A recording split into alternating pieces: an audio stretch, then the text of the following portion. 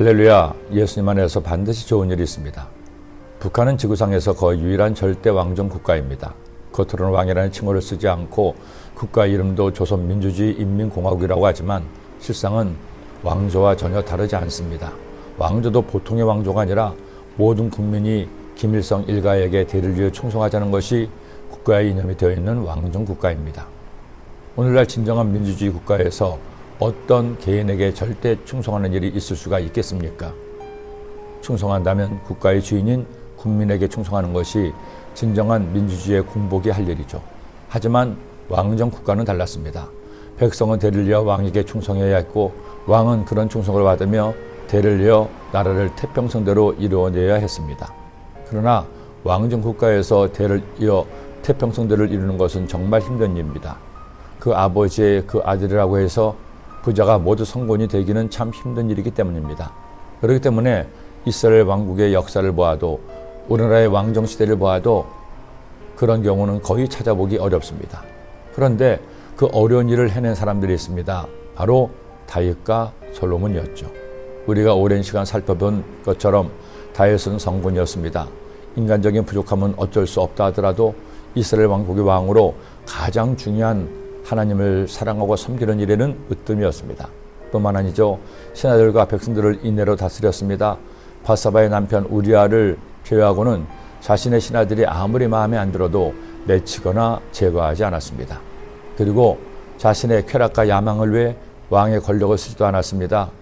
오히려 하나님을 위해 자신의 모든 것을 다 바쳤습니다.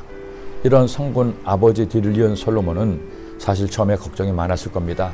아버지가 너무 잘나다 보니 대를 이은 아들과 아버지를 사람들이 자꾸 비교하게 되니까요. 그런데 솔로몬은 아버지와 달랐으면서도 같았습니다. 가장 중요한 것, 야훼 하나님을 섬기고 사랑하는 것은 같았습니다. 그러기에 다윗에 이어 솔로몬의 시대까지도 하나님께서 이스라엘을 지키시고 보호하시며 솔로몬에게 지혜마저 주어 나라를 반석에 세우게 했습니다. 그러나 통치 스타일은 달랐습니다. 아버지 비해서 정치적 빚이나 부담이 없는 솔로몬이었기에 그는 아버지가 못한 정적 제거를 과감하게 단행함으로 왕자를 더욱 튼튼하게 했습니다.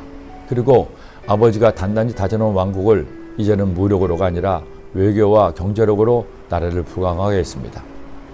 아버지 다윗과는 정치적 결이 달랐던 겁니다. 그러면서도 아버지를 능가하는 영토와 부를 이스라엘 왕국에 선물했습니다. 오늘 말씀은 이처럼 태평성대를 이룬 솔로몬의 치세를 보여줍니다. 먼저는 솔로몬 왕을 떠받치는 신하들의 면면이 나오죠. 중앙 관료와 지방 관료를 적절하게 배치해서 상호 보완하며 견제하게 합니다. 또한 혼연전책으로 감히 솔로몬에게 대항하지 못하게 했습니다. 솔로몬의 시대는 전쟁의 시대가 아니라 평화의 시대였으며 번영의 시대였습니다. 성경은 그 시대를 이처럼 설명합니다. 유다와 이스라엘 인구가 바닷가의 모래같이 많게 되매 먹고 마시며 즐거워하였으며 솔로몬이 그 강에서부터 블레 사람의 땅에 이르기까지와 애굽 지경에 미치기까지의 모든 나라를 다스림으로 솔로몬이 사는 동안에 그 나라들이 조공을 바쳐 섬겼더라. 솔로몬이 그 강 건너편을 딥사에서부터 가사까지 모두 그 강 건너편의 왕을 모두 다스림으로 그가 사방에 둘린 민족과 평화를 누렸으니 솔로몬이 사는 동안에 유다와 이스라엘이 단에서부터 브엘사바에 이르기까지 각기 포도나무 아래와 무화과 나무 아래에서 평안히 살았더라. 말씀을 묵상하면서 내내 든 생각이 있습니다. 왜 대한민국에 이런 리더들이 나오지 않는가 하는 것이었죠. 대를 이어 국민을 잘 섬겨서 나라를 부강하게 하는 리더가 나와야 하는데 오히려 대를 이어 국민을 힘들게 하는 상황만 처리되니 과연 누가 문제이고 무엇이 문제인지 주님의 은혜만을 구할 뿐입니다. 나라 형편은 그만두고 여러분의 가정이 여러분의 자녀가 대를 이어 잘 되기를 원하십니까? 가장 중요한 것이 있습니다. 부모가 다윗처럼 하나님을 경외하십시오. 착하고 선한 마음으로 이웃을 대하십시오. 자신이 하는 모든 일에 다윗처럼 열정을 다해 최선을 다하십시오. 그리고 자녀를 격려하고 칭찬하며 세워주십시오. 마지막으로 자녀를 위해 평생을 기도하세요. 그때 하나님의 은혜가 대를 이어 임할 것입니다. 기도드립니다. 하나님 아버지, 다윗과 솔로몬이 대를 이어 하나님께 충성하고 하나님께 사랑을 받은 것처럼 우리 모든 성도님들 대를 이어 하나님의 은혜가 그 가정 가운데 임하길 원합니다. 내 자녀들 때에도 내 손주들 때에도 하나님은 내가 임하여 하나님을 경외하고 주님과 동행하고 주님께 칭찬받는 복된 가정들 이루게 하여 주옵소서. 예수님의 이름으로 기도드립니다.